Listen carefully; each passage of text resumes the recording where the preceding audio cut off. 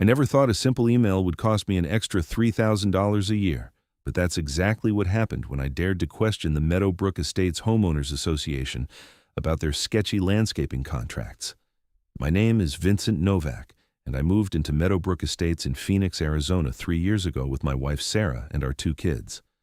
The community seemed perfect at first: well-maintained lawns, a decent pool, and reasonable HOA dues of $250 a month. I worked as an accountant downtown, so naturally I paid attention to numbers and budgets. That attention to detail would eventually become my biggest headache and my greatest weapon. The trouble started in March when I noticed our monthly dues had jumped from $250 to $275 without any explanation. The quarterly newsletter mentioned necessary improvements, but provided zero details about what those improvements actually were. I decided to attend the next HOA board meeting to get some answers. The board president was a woman named Patricia Sutherland, a 50-something retired real estate agent who treated the HOA like her personal fiefdom. She had that classic haircut, you know the one I mean, short, heavily layered, with blonde highlights that screamed, "I want to speak to your manager." Her vice president was Margaret Chen, who seemed nice enough but mostly just nodded along with whatever Patricia said. The treasurer was Donald Fitzgerald, a retired banker who I assumed would care about financial transparency, but I was wrong about that. I walked into the community center on a Thursday evening, taking a seat in the back row. About 20 other homeowners were scattered throughout the room, most of them on their phones or looking bored. Patricia stood at the front with a podium, shuffling papers with an air of self-importance. "Next on our agenda," Patricia announced, her voice sharp and nasal, "we have the budget review for the second quarter." I raised my hand. She glanced at me with obvious irritation. "Yes?" she said, making that single word sound like an accusation.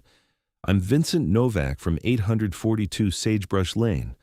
I wanted to ask about the recent dues increase. The newsletter mentioned improvements, but I haven't seen any new work being done. Could you break down what the extra $25 per month is funding?" Patricia's smile was tight and fake. "The increase covers various operational expenses and improvements throughout the community." "I understand that," I said, keeping my tone polite but firm. "But could you be more specific? As homeowners, we deserve to know exactly where our money is going." "The detailed budget is available for review," Margaret chimed in, though she wouldn't meet my eyes. "I've looked at the budget on the website," I continued. "It just lists landscaping services at $48,000 annually. That's a significant increase from last year's $30,000. What's changed?" Patricia's jaw tightened. "We upgraded to a premium landscaping service that provides better quality and more frequent maintenance." "Which company?" I asked. "Sunset Landscaping Solutions," Donald said, finally contributing something to the conversation. I made a note of that. "Thank you. And did the board get multiple bids before selecting them?" The room had gone quiet now. Other homeowners were actually paying attention, their phones lowered.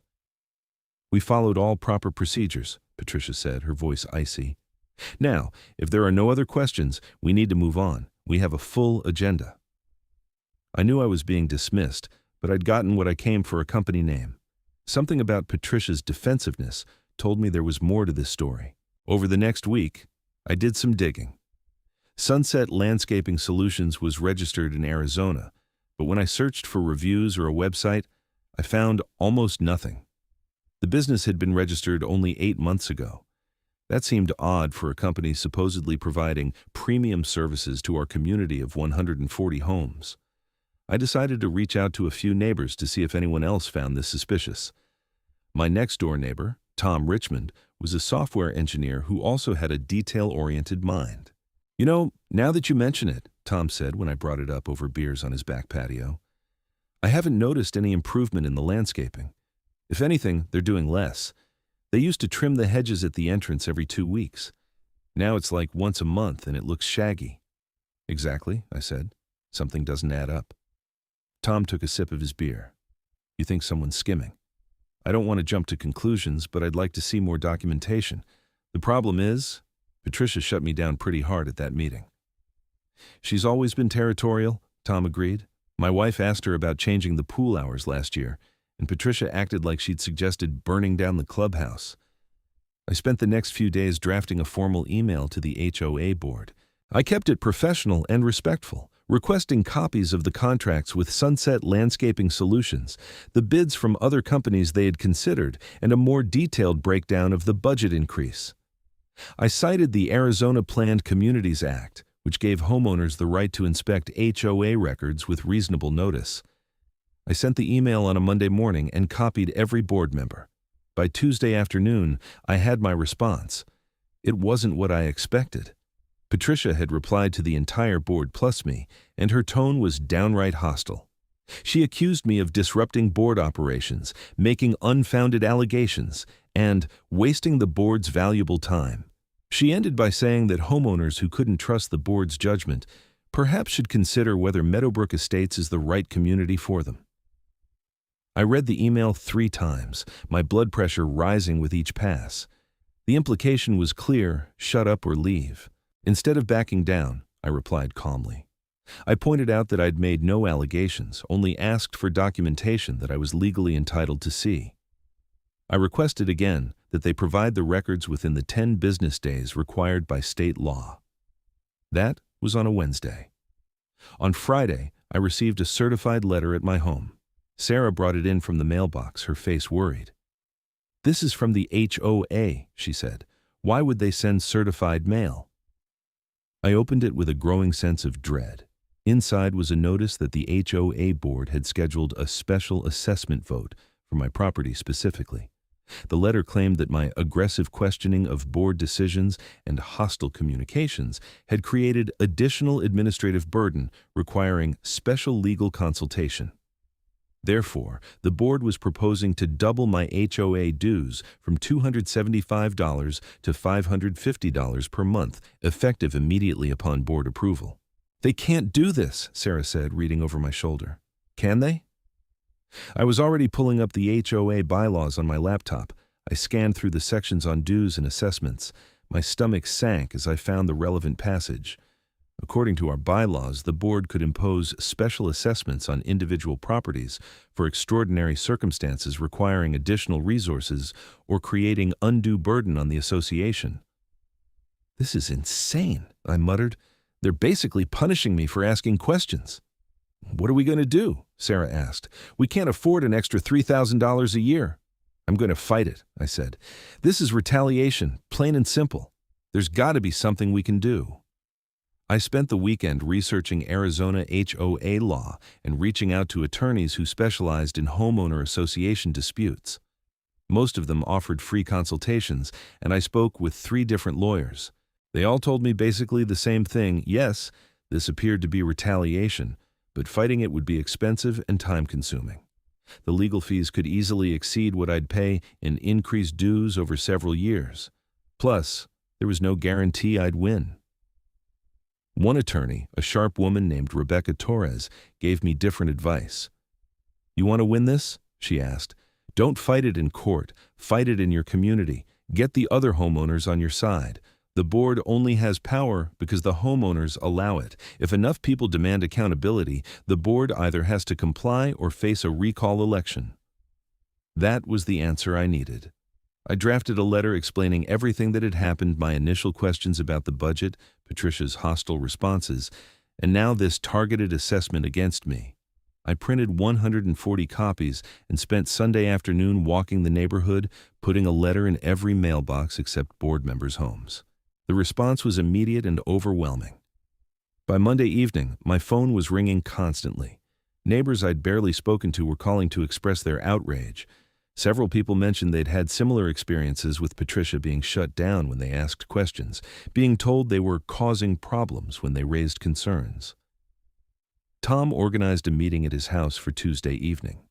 Word spread quickly, and by 7 o'clock, over 40 homeowners had crammed into Tom's living room and spilled out onto his patio.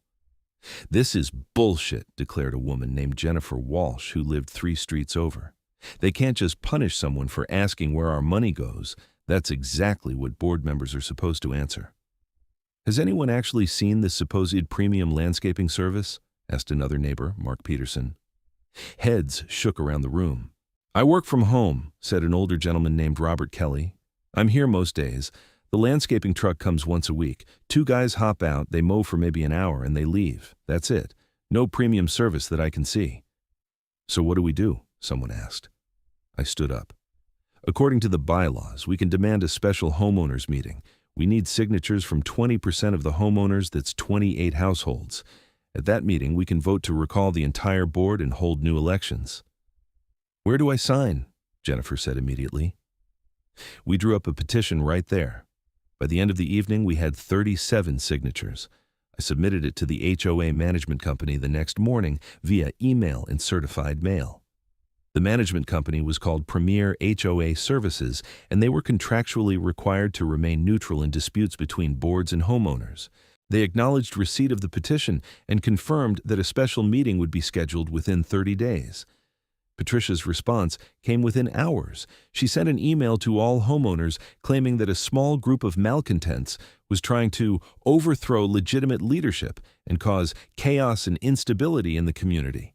She urged everyone to reject these divisive tactics and trust in the board's experience and judgment. It was a miscalculation. The email was so condescending and defensive that it actually pushed more people to our side. Meanwhile, I kept digging into Sunset Landscaping Solutions. I filed a public records request with the Arizona Corporation Commission for all documents related to the company. What I found was explosive. Sunset Landscaping Solutions had been registered by a man named David Sutherland, Patricia's husband. I sat back in my chair, staring at the screen. This wasn't just about inflated contracts, this was self-dealing. Patricia had steered a $48,000 contract to her husband's newly created company, which explained both her defensiveness and her willingness to retaliate against me so aggressively. She wasn't just protecting the board's authority, she was protecting fraud. I immediately shared this information with Tom and the other homeowners who'd become the core organizing group. We now had about 15 people meeting regularly to coordinate our efforts. We need to be careful how we use this, Tom warned. If we throw accusations around without proof, it could backfire. We have proof, I said. David Sutherland is the registered agent for Sunset Landscaping. Patricia Sutherland is HOA president. The company was created 8 months ago, right before the contract was awarded. The dates line up perfectly. But can we prove David is actually Patricia's husband? Jennifer asked. I pulled up their property deed, which listed both Patricia and David as owners. Same address, both on the deed. It's them. Holy shit, Mark said. She's literally stealing from us. Not just her, I pointed out. Margaret and Donald approved this too. They had to vote on the contract. Either they were in on it or they were negligent in not catching the conflict of interest. The special meeting was scheduled for 3 weeks out on a Thursday evening. In the meantime, I filed a formal complaint with the Arizona Department of Real Estate, which had oversight authority for HOAs in cases of fraud or mismanagement. I documented everything: the inflated contract, the ownership connection between Patricia and Sunset Landscaping, the retaliatory assessment against me, and Patricia's refusal to provide documentation. I also reached out to local news stations. Most weren't interested. HOA disputes don't make exciting television, but one reporter from a consumer advocacy segment said she'd look into it. The board tried to head off the special meeting by suddenly becoming more transparent. They posted financial documents on the website and sent out an email promising to address all homeowner concerns at the upcoming meeting. But it was too little, too late. The homeowners I'd been talking to weren't interested in appeasement. They wanted accountability. Patricia also tried a divide and conquer strategy. She sent individual emails to several homeowners who'd signed the petition, offering to discuss their concerns privately and suggesting that they'd been misled by me and my vendetta against the board.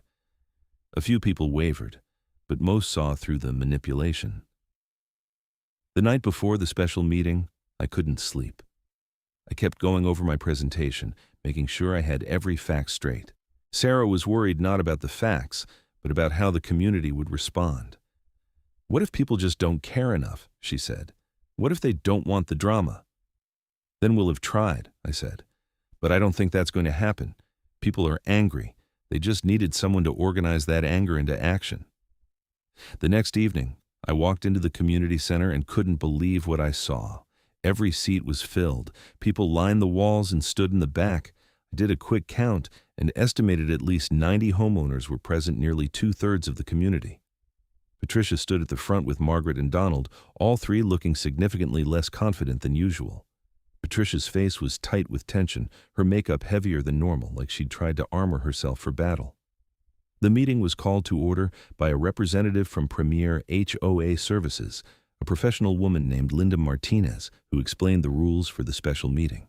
Homeowners who'd submitted topics in advance would have 10 minutes each to present. Then there would be discussion and voting. I was the first speaker. I walked to the front, my heart hammering but my voice steady. I'd practiced this too many times to mess it up now. "Thank you all for coming," I began. 3 months ago, I noticed our HOA dues had increased. Like many of you, I assumed there was a good reason. But when I asked for details at a board meeting, I was stonewalled. When I submitted a formal request for financial records, which is my legal right under Arizona law, I was accused of harassment. And when I persisted, the board voted to double my dues as punishment. I paused, looking around the room. People were listening intently. But here's what really bothers me. It's not just about my dues. It's about where your money is going. The board awarded a $48,000 annual contract to a company called Sunset Landscaping Solutions. That's an $18,000 increase from the previous year. When I investigated this company, I discovered it was registered 8 months ago by David Sutherland President, Patricia Sutherland's husband. A murmur ran through the crowd. Patricia shot to her feet. "That's a lie!" she shouted. "This is exactly the kind of defamation." "It's public record," I said calmly, holding up printed documents. "I have the business registration from the Arizona Corporation Commission showing David Sutherland as the registered agent. I have your property deed showing both of you at the same address. I have the dates showing the company was created shortly before the contract was awarded. These are facts, not defamation." Linda stepped in. "Mrs. Sutherland, please sit down. Mr. Novak has the floor." Patricia sat, her face red with fury and what might have been fear. I continued. "I'm not saying this to attack anyone personally. I'm saying it because we all deserve to know how our money is being spent and whether the people managing our community are doing so ethically and legally. In Arizona, HOA board members have a fiduciary duty to act in the best interest of the community, not their personal interests. Awarding a contract to a company owned by a board member's spouse without disclosure and without competitive bidding is a clear conflict of interest." I spent the rest of my 10 minutes laying out the timeline, showing the documents I'd collected, and explaining why the retaliatory assessment against me proved the board knew they'd done something wrong. When I finished, the room erupted in questions and angry comments. People wanted to know how the other board members could have let this happen. Several homeowners stood up to share their own stories of being intimidated or dismissed by Patricia when they'd raised concerns. Jennifer spoke next, backing up everything I'd said and adding her own research. She'd actually driven by several properties that Sunset Landscaping supposedly serviced around Phoenix. Most of the addresses she found were either vacant lots or didn't exist. "This company is essentially fictional," Jennifer declared. "They're doing minimal work here and billing us for premium service. The money is just going straight into the Sutherlands' pockets." Margaret suddenly stood up, her face pale. "I didn't know," she said, her voice shaking. "Patricia told us Sunset Landscaping was a well-established company. She said she'd gotten multiple bids and they were the best value. I trusted her. I never thought to verify." "Shut up, Margaret," Patricia hissed. But Margaret was crying now. "I can't do this. This is fraud. We could go to jail." "Nobody's going to jail," Donald said, but he didn't sound convinced. Linda took control of the meeting. "Given the seriousness of these allegations, I'm recommending that Premier HOA Services conduct an immediate forensic audit of the association's finances. In the meantime, I think it's appropriate for this body to vote on whether to recall the current board members." The motion was made and seconded immediately. Linda explained the voting procedure. A simple majority of homeowners present could recall the board, after which an emergency election would be held for new members. Patricia tried one last time. She stood up, her voice shaking with emotion. "I have served this community for 6 years. I've volunteered countless hours. I've dealt with complaints and problems and late-night emergencies. And this is how you repay me? By believing lies from someone who's lived here less than 3 years? Fine. If you want to throw away experienced leadership because of baseless accusations, go ahead. But don't come crying to me when everything falls apart. It was a spectacular miscalculation. Instead of generating sympathy, her self-pitying speech just reminded everyone why they were angry in the first place. The vote was called. Of the 92 homeowners present, 84 voted to recall the board. Only 8 voted to keep them, and I suspected most of those were friends of Patricia's who felt obligated. Patricia, Margaret, and Donald were out. Linda announced that nominations for emergency board positions would be taken immediately, with voting to follow. Several people nominated Tom, Jennifer, and a retired attorney named Richard Hansen who'd been living in the community for over a decade. I was also nominated, but I declined.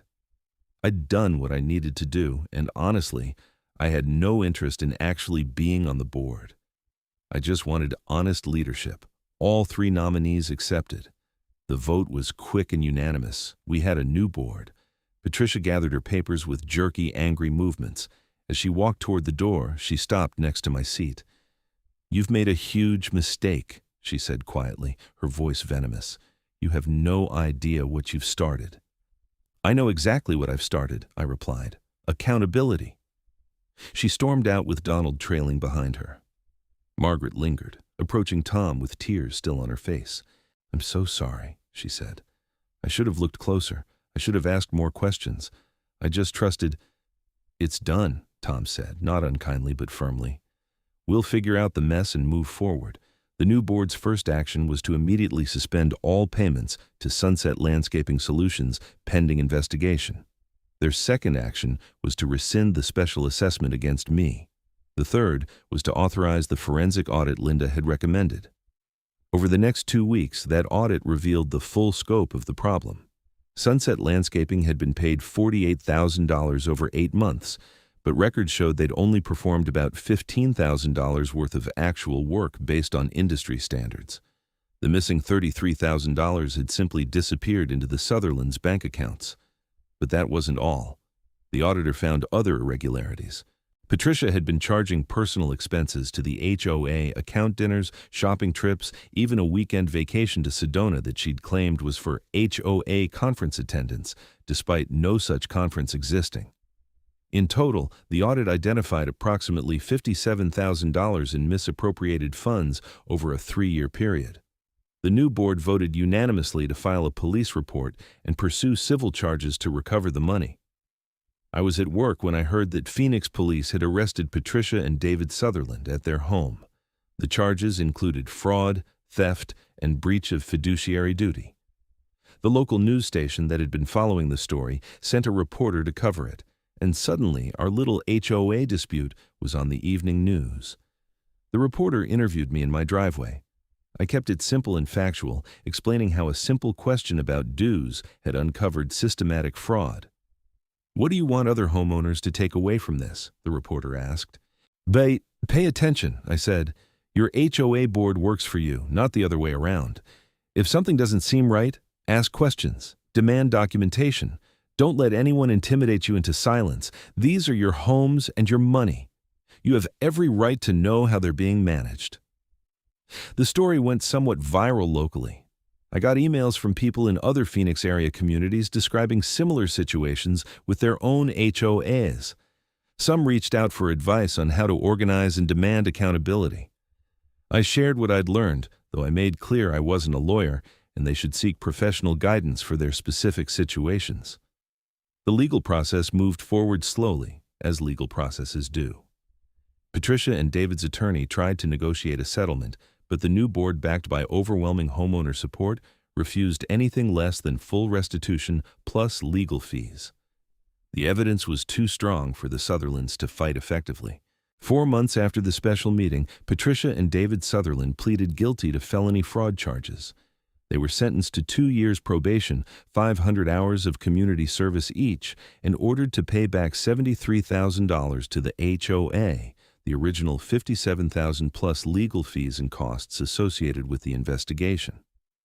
They also had to sell their house in Meadowbrook Estates. The judge made it a condition of their probation that they could not serve on any HOA board or similar organization for 10 years.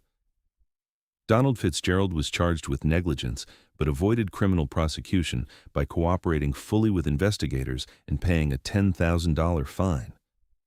It turned out he'd been getting kickbacks from Patricia cash payments for looking the other way and rubber stamping her decisions. He was a weaker player in the scheme, but still complicit. Margaret Chen was not charged. The investigation confirmed that she'd genuinely been clueless, trusting Patricia without verifying anything. It was a lesson in why oversight matters even when you trust the people in charge. As for Meadowbrook Estates, the new board immediately brought in competitive bids for landscaping services. They selected a reputable company that provided actually premium service for $35,000 annually, $13,000 less than Patricia had been funneling to her husband's fake company, and $5,000 more than the original service that had been adequate before all this started. They also implemented new transparency measures. Monthly financial statements were now posted on the website in detail. Board meetings were recorded and made available to all homeowners. Any contract over $5,000 required competitive bids from at least 3 companies, with all bids published for homeowner review. Board members had to sign annual disclosure forms listing any potential conflicts of interest, with penalties for false statements. Most importantly, the culture changed. Homeowners paid attention now. Meeting attendance stayed high. People asked questions and expected answers. The board understood they served at the pleasure of the community, not the other way around. My monthly dues went back down to $260, actually lower than before all this started, thanks to the more efficient contracts the new board negotiated. The special assessment against me was not only canceled, but refunded since I'd paid 3 months of the doubled rate before the recall vote. Life in Meadowbrook Estates returned to normal, or at least a better version of normal. Sarah was relieved to have the drama behind us. The kids hadn't really understood what was happening. They just knew Dad had been really busy and stressed for a while, but now I was back to regular work hours and weekend family time. Tom became an excellent board president, running meetings efficiently and always defaulting to transparency and homeowner input. Jennifer brought her project management skills to the vice presidency, implementing systems that kept everything organized and documented. Richard, the retired attorney, made sure every decision was legally sound and properly recorded. About 6 months after everything settled, I was mowing my front lawn when a car pulled up. A woman in her 40s got out, looking nervous. "Are you Vincent Novak?" she asked. "That's me," I said, turning off the mower. "I'm Christine Murphy. I live in Sunridge Hills, a community about 10 miles from here. I read about what happened with your HOA. I think something similar is happening in our community, and I don't know what to do." I wiped sweat from my forehead and gestured toward my front porch. "Let's talk." She explained her situation. Her board president, a woman named Brenda, something had been making decisions without homeowner input, refusing to share financial documents, and had recently fired their longtime landscaping company in favor of a new one that seemed to be doing less work for more money. "It sounds familiar," I said. "Have you looked into who owns the new landscaping company?" "I don't know how," Christine admitted. I walked her through the basics, the Arizona Corporation Commission website, how to request documents, what to look for. I explained the legal rights homeowners had under state law and how to organize neighbors if she found problems. "The key is documentation," I told her. "Keep records of everything, emails, meeting minutes, financial statements, whatever you can get. If you do find fraud or mismanagement, you'll need that paper trail." "Did you ever think about just letting it go?" Christine asked. "Just paying the extra money to avoid the hassle?" "Honestly? Yeah, I thought about it. It would have been easier in the short term, but it wasn't just about the money. It was about the principle. HOAs exist to serve the community, and board members are supposed to be stewards, not dictators or thieves. If we let them abuse their power without consequences, it just gets worse." Christine thanked me and left with a notebook full of information and a determination I recognized. I suspected her HOA board was in for a reckoning. Over the next year, I heard from several other people in similar situations. Some found genuine fraud like we had. Others just found incompetent or overly controlling boards that needed to be replaced. A few discovered their concerns were unfounded, Their boards were actually doing fine, and the homeowner just hadn't understood the full situation. That was okay, too. The point was asking questions and demanding accountability. I never intended to become some kind of HOA reform advocate, but I guess that's what happened. I started a blog sharing what I'd learned, providing templates for records requests and recall petitions, explaining homeowner rights under Arizona law. It wasn't fancy, but it got decent traffic from people searching for help with their own HOA problems. The Sutherlands made their restitution payments on schedule, probably eager to avoid further legal complications. I heard through the neighborhood grapevine that they'd moved to a rental property in Tempe and were keeping a very low profile. David had gotten a regular job with an actual landscaping company, ironically enough. Patricia was supposedly working retail, a far cry from her queendom over Meadowbrook Estates. I didn't feel bad for them. They'd stolen from their neighbors, people who'd trusted them with authority and responsibility. The consequences were their own doing. 2 years after the whole thing started, Sarah and I were sitting on our back patio on a warm Phoenix evening, watching the kids play in the pool we'd finally had installed. With the lower HOA dues and the refund, we'd had room in the budget for home improvements. "Do you regret any of it?" Sarah asked. "It was pretty stressful there for a while." I thought about it. The anger and frustration of being targeted by Patricia, the anxiety of not knowing if I could actually pull off organizing the community, the hours spent digging through documents and making phone calls, the worry that we might lose our home if the financial pressure got too bad. "No," I said finally. "I don't regret it. It needed to be done, and I was in a position to do it. Plus, we got a good outcome. The community is better off, we're paying lower dues, and hopefully we sent a message that homeowners won't tolerate corruption." "You definitely sent a message," Sarah said with a laugh. "You're like the HOA vigilante now." "Not a vigilante," I protested. "Vigilantes break the law. I just used the law the way it's supposed to be used." "Fair enough. The HOA accountant, then." I laughed at that. It was fitting, actually. My profession had prepared me perfectly for this fight. I knew how to read financial statements, spot irregularities, and document everything properly. Those skills, combined with a basic understanding of Arizona law and a willingness to organize people, had been enough to topple a corrupt board and recover tens of thousands of dollars for my community. The Meadowbrook Estates community had a big celebration for the 3rd anniversary of the recall vote. The board organized a barbecue at the community center with games for kids and a surprisingly good local band. It wasn't explicitly billed as celebrating the recall, but everyone knew what it was really about. Tom gave a short speech thanking everyone for their continued engagement and participation. 3 years ago, this community came together to demand accountability and transparency. We proved that when homeowners stand united, we can create real change. Let's never forget that lesson. People applauded, and several glanced my way with smiles. I raised my beer in acknowledgement, but stayed seated. I'd given enough speeches. Later that evening, as the party wound down and families packed up to head home, Jennifer approached me with a grin. "You know what the best part is?" she said. "We've had 4 new families move in this year, and they all said they chose Meadowbrook because they heard about what happened. They wanted to live in a community where homeowners actually give a damn." That felt good. Our little drama had turned into something positive, a reputation for accountability and engaged residents. Property values in the neighborhood had actually gone up slightly, which the real estate agents attributed partly to the improved management and financial stability. As Sarah and I walked home with our kids that night, our daughter asked, "Dad, why did everyone keep saying thank you to you today?" I thought about how to explain it in terms an 8-year-old would understand. A few years ago, some people who were in charge of our neighborhood weren't doing a good job. They were taking money that belonged to everyone and using it for themselves. I helped show everyone what was happening, and then all the neighbors worked together to fix it. "Like a superhero?" my son asked, his 6-year-old mind always drawn to that framework. "Not exactly," I said. "More like being a good neighbor and standing up when something's wrong." "Can I do that when I grow up?" he asked.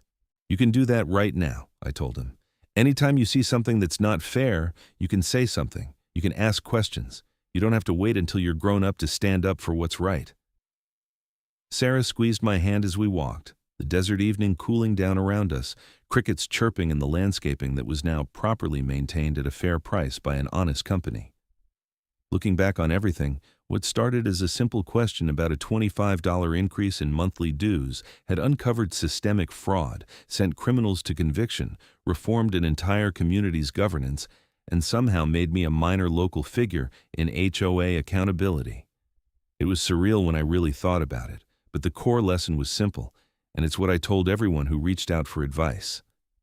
Don't be afraid to ask questions. Document everything. Find allies who share your concerns. Use the legal tools available to you. And most importantly, never let anyone convince you that demanding accountability makes you the problem. The people who fight transparency are usually the ones with something to hide. The Meadowbrook Estates HOA board now operated with a level of professionalism and transparency that Patricia would have found unthinkable. Every decision was documented, every expenditure justified, every contract competitively bid. The quarterly financial reports were detailed enough to satisfy even my accountant's eye for detail.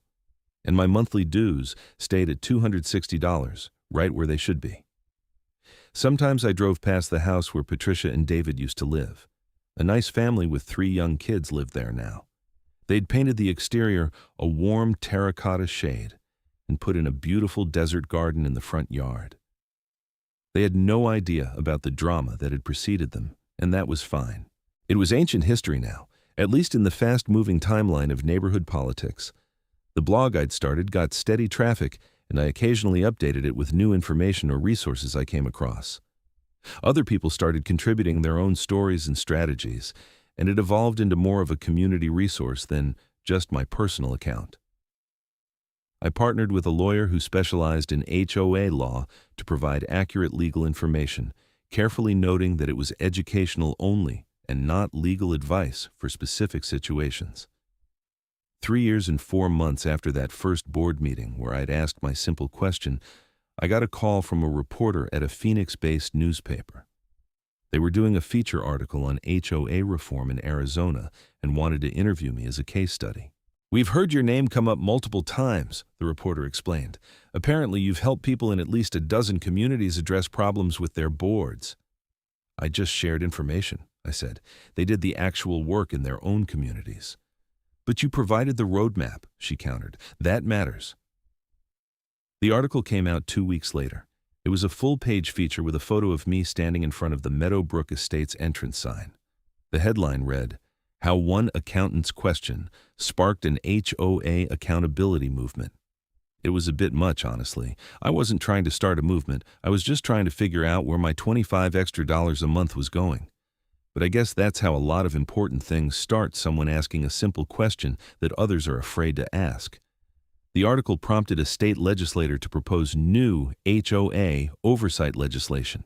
The bill would require more financial transparency, mandate annual independent audits for communities over a certain size, and create stronger penalties for board members who engaged in self-dealing or fraud.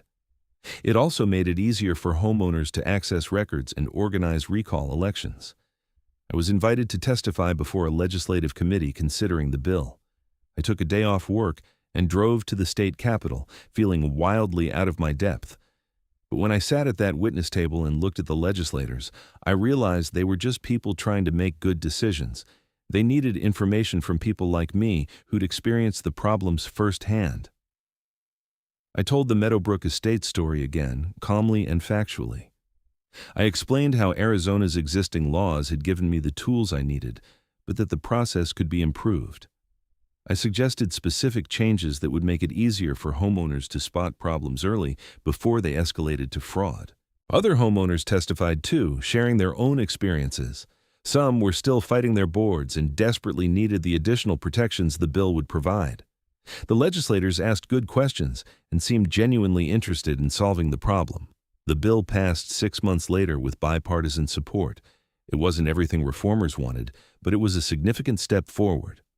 Among other provisions, it required HOAs to post detailed financial statements online quarterly, mandated that any contract over $25,000 get competitive bids, required board members to undergo training about their fiduciary duties, and created a streamlined process for homeowners to challenge improper assessments. The governor signed it in a small ceremony and specifically mentioned the Meadowbrook Estates case as an example of why the legislation was necessary. I was invited to the signing, but couldn't make it due to a work commitment. Tom and Jennifer went instead, representing the community. Life continued. The kids got older. Sarah got a promotion at her job. I made partner at my accounting firm. Partly due to the public profile I'd gained from the HOA situation, the firm liked having someone known for financial integrity and accountability. Meadowbrook Estates just kept being a normal, well-run community. The board changed over time as people's terms ended and new volunteers stepped up. But the culture of transparency and accountability remained. It had become part of the community's identity. I eventually rotated onto the board myself after resisting for years. Someone had to step down mid-term due to a job relocation, and multiple people insisted I was the right person to fill the vacancy. I served one full 3-year term, then happily handed the responsibilities to someone else. Being on the board gave me even more appreciation for the work involved, but also confirmed that proper transparency wasn't actually that hard. It just required commitment to doing things right. 5 years after the initial controversy, I was at a neighborhood barbecue when a new resident approached me. He'd just moved in a month earlier. "You're Vincent Novak, right?" he asked. "I read about what happened here when I was researching communities. I have to say, it's one of the reasons I chose to buy here. Any place where the residents care enough to hold their leadership accountable is a place I want to live." "That's good to hear," I said, "though hopefully we won't have any more drama like that." "Well, if you do, at least you know how to handle it," he said with a laugh. That night, lying in bed, I reflected on the strange journey that had started with a simple email asking about a $25 increase. It had spiraled into uncovering fraud, organizing a community uprising, testifying before the state legislature, and somehow becoming a minor advocate for HOA reform. "Still no regrets?" Sarah asked, reading my thoughtful mood. "Still no regrets," I confirmed, "though I could have done without the death threat." "The what?" Sarah shot upright. "You never told me about a death threat." "Because it wasn't serious," I assured her. "Patricia sent me an email right after the criminal charges were filed saying I'd pay for destroying her life." Her lawyer made her apologize and promised to have no further contact. It was just her lashing out. "Vincent Novak, you don't get to decide whether a threat is serious," Sarah said, punching my shoulder. "That's terrifying." "It was 5 years ago and nothing ever came of it," I pointed out. "I didn't want to worry you at the time, and I legitimately forgot about it until just now." Sarah shook her head, but settled back down. "Promise me no more HOA crusades. We've done our part." "Deal," I said. "Though if someone else asks for advice, I'm still going to help." "Advice is fine. Just no more personal crusades." I could agree to that. The Meadowbrook Estates situation had consumed enough of my life. I was happy to share what I'd learned, but I had no interest in becoming anyone's champion or leading any more charges against corrupt boards. But I knew the lessons from those months would stay with me forever.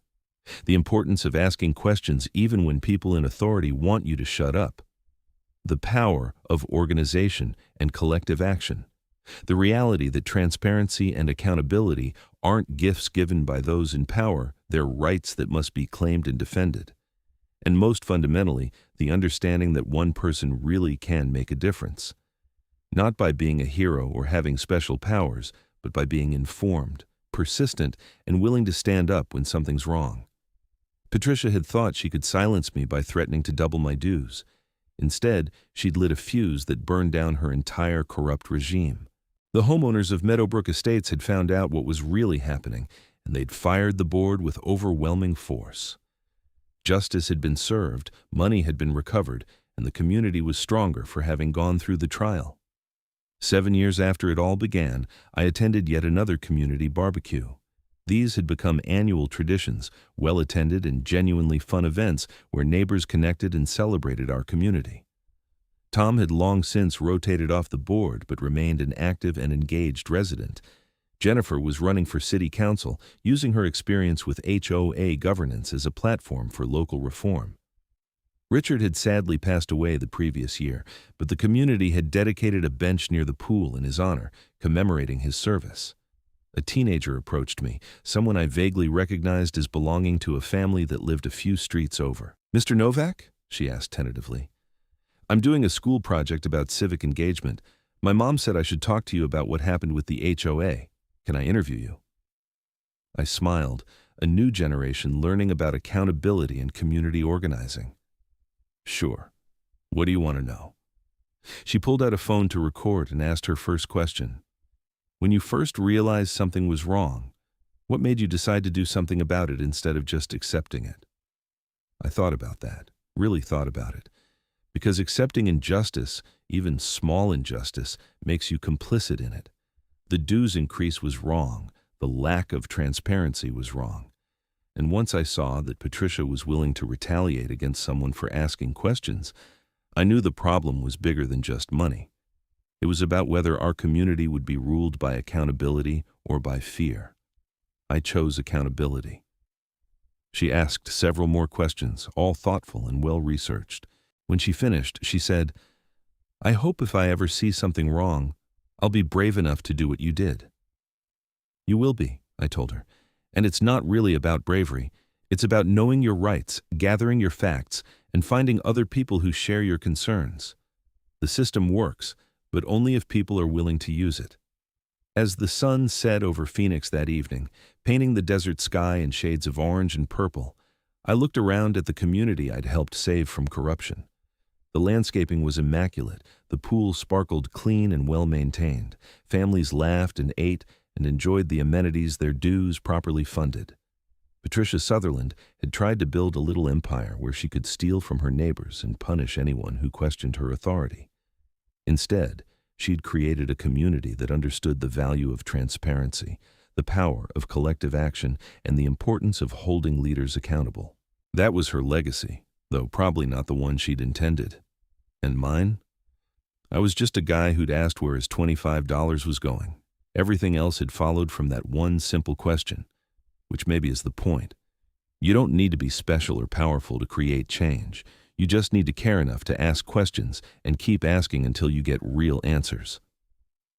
The homeowners of Meadowbrook Estates had found out the truth, fired a corrupt board, recovered stolen money, and built something better. We'd proven that accountability isn't just a nice ideal, it's a practical reality when people commit to making it happen. And that was worth every stressful moment, every angry email, every hour spent digging through documents. We'd taken back our community, and no one could ever take that away from us.